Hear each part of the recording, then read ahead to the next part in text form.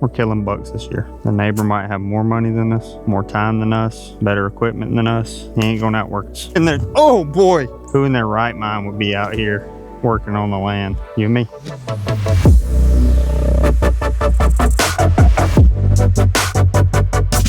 So you might remember that big mud puddle from last week. Going to move this tree out of the road, and the deer hammering it. Look at this. That had leaves all on it. Leaves all on it. Leaves.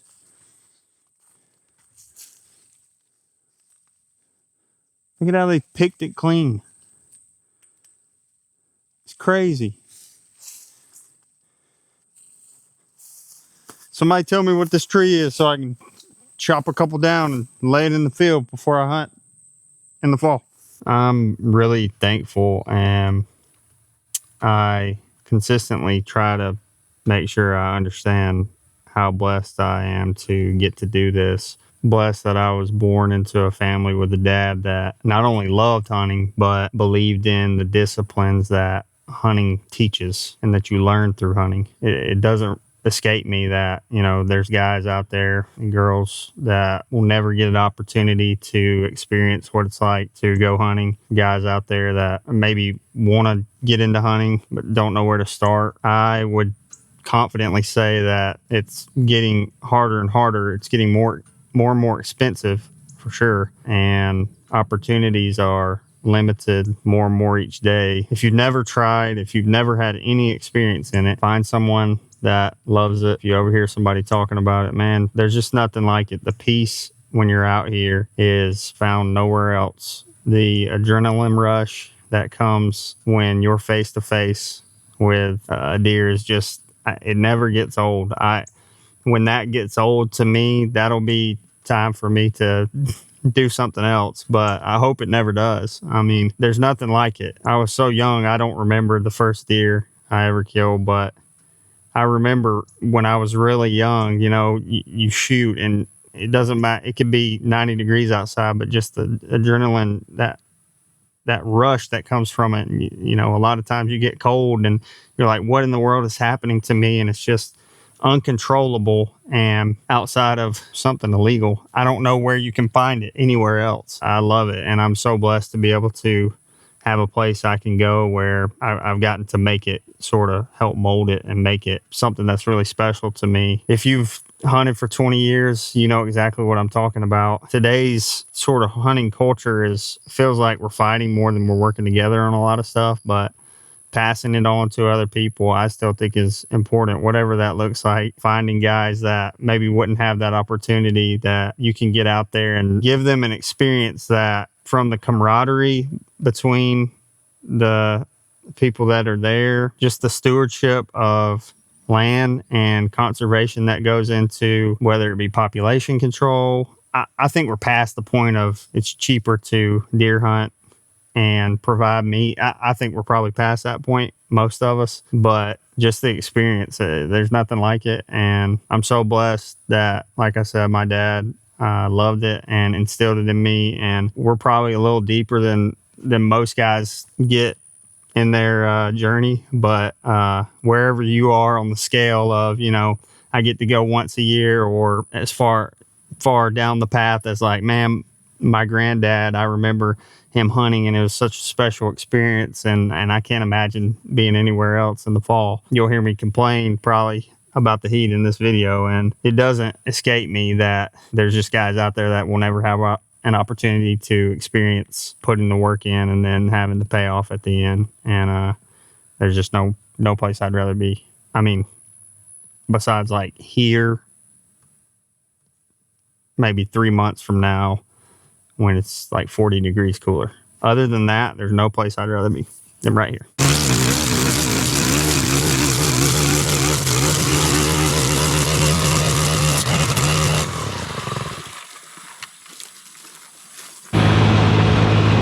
Keep seeing these bugs and I try and catch up to them, and I'm just not fast enough today. Could have been an all-timer. I just saw the the mean bug off A Bug's Life. I don't remember his name, but he flew away. Missed opportunities. It's so hot.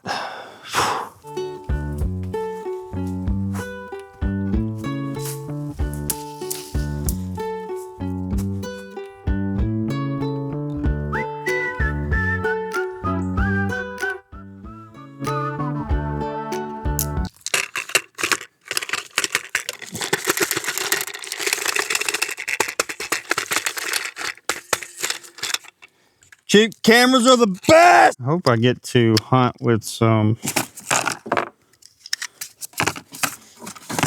new people this year. I'm gonna obviously hunt our property, and our guys are some of the best dudes out there. I mean,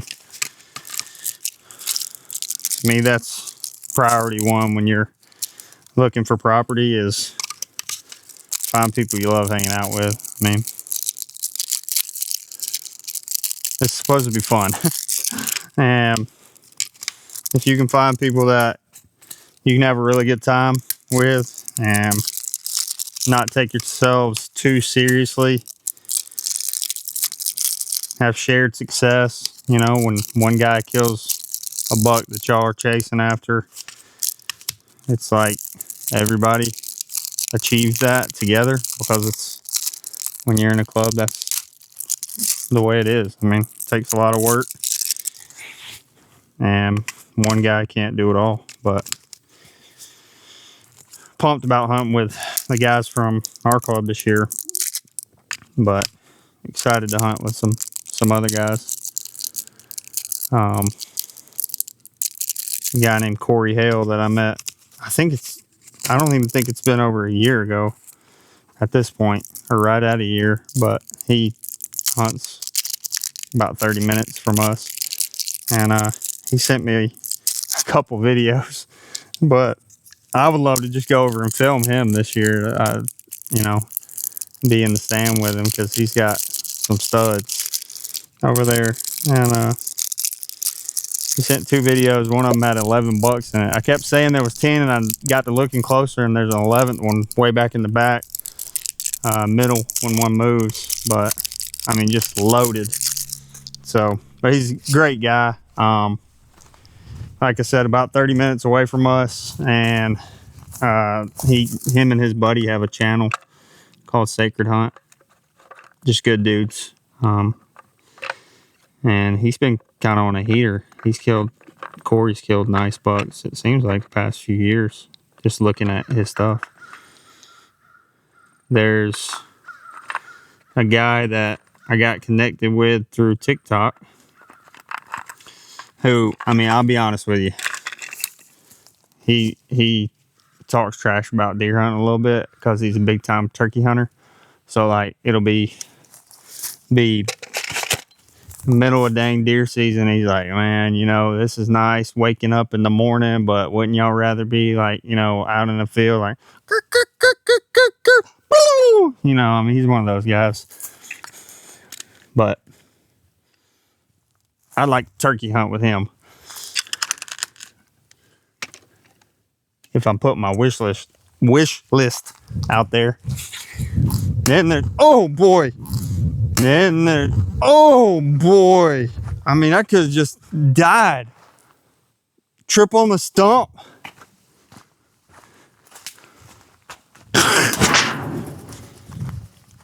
Anyways. What were we talking about? There's a guy in Mississippi, which I think I'm going over there for the opener of Velvet with my dad. But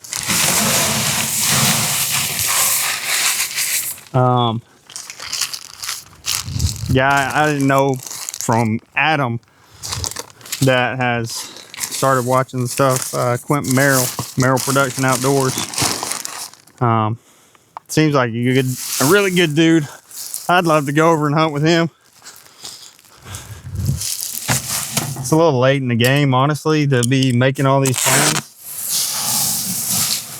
And we'll probably have a better plan next year, but It's fun making new friends, hunting with new people, seeing how they do it. And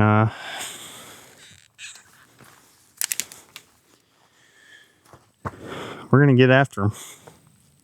I can't wait. I mean, it's 100 degrees today in South Alabama.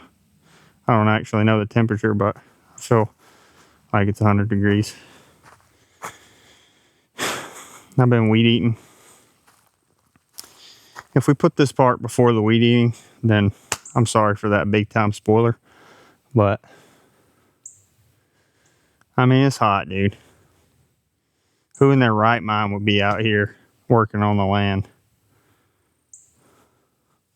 You and me. Oh my goodness. There's a bird that just flew in. I mean, I ain't even left this trough.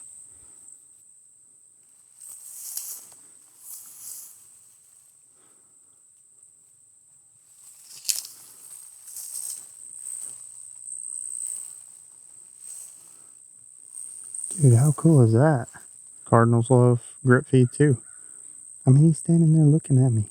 He's not standing there. I guess he's standing. I mean, he's standing on a branch, Matt. Confirmed on this day. Cardinals love grip grower as much as deer do. If you want state record cardinals on your property, you know what to do. Don't be like me. Drink water when it's hot, not Mountain Dew.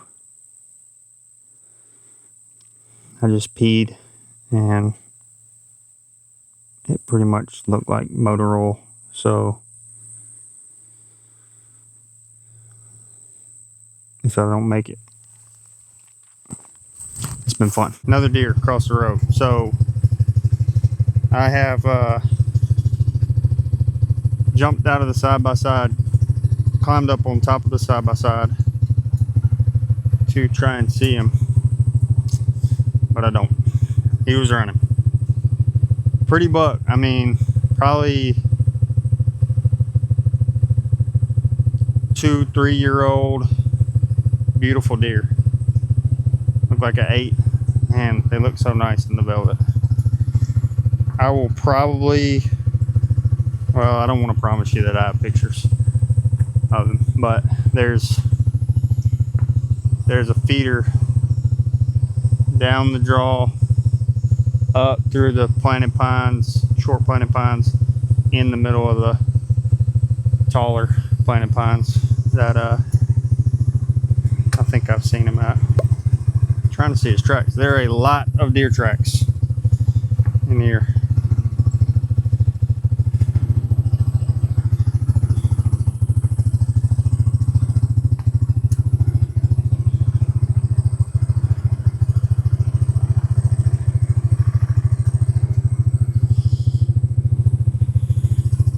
Always a good time when you're seeing deer.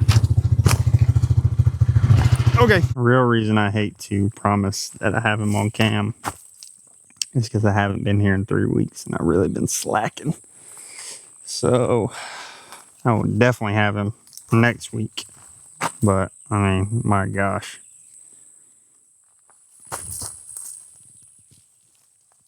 Come on, man. Who's in charge of keeping this junk weed-eated?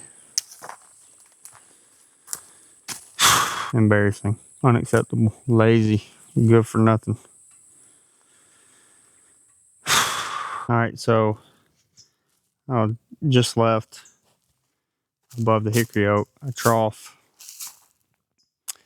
Probably, I don't know, 300 yards up the hill, but had a doe run across. I was just walking and looking, and I mean, obviously me now on the ground walking around is going to be different than the side-by-side driving by, but pressure is such a unique thing when it comes to your property. It's going to be different on the property I hunt than the property you hunt. But if you hunt some sort of private or leased land, I've talked about it before, but I want to be out here. I mean, I filled up the side-by-side with gas, so I probably smell like gasoline. I want to be driving around, and really for bow season especially, you're almost conditioning them to interact with that side-by-side. I do believe that not trying to raise pets, or, you know, obviously this is free range, so pressure gets super high at some point during the season for us. But when the pressure is low and I'm driving around I go to a trough or a feeder, fill it up, and I get out of there, there's a positive response. Like, that's when, you know, closer to season, we start to see the response quicker and quicker. Like I said, public land, hey, I got nothing for you. I'm gonna try and hunt some public land this year, maybe so I can make a fool of myself, because I feel like the more I make a fool of myself, the quicker this channel will grow. But if you hunt private or leased land, the way I kind of view it is, I would rather scare deer off with a side-by-side early in the season versus me walking on foot, because that's not something that they have a positive relationship with. That's going to be way different than what they've been used to all off season. If you've been going to different feeders and putting feed in them and almost getting them, you're not really conditioning to, you know, walk up to a side-by-side or like let you feed them by hand, but it's a comfortability factor. Like, if I'm driving by a field that one of my buddies is going to hunt in early bow season, those first couple weeks, I mean, I'll drive in there and drop him off instead of him having to park, walk, you know, 500-600 yards to get to his stand. His scent's all over the place at that point. I'd rather drive in there and drop him off. It's going to be the same experience they've had all off season.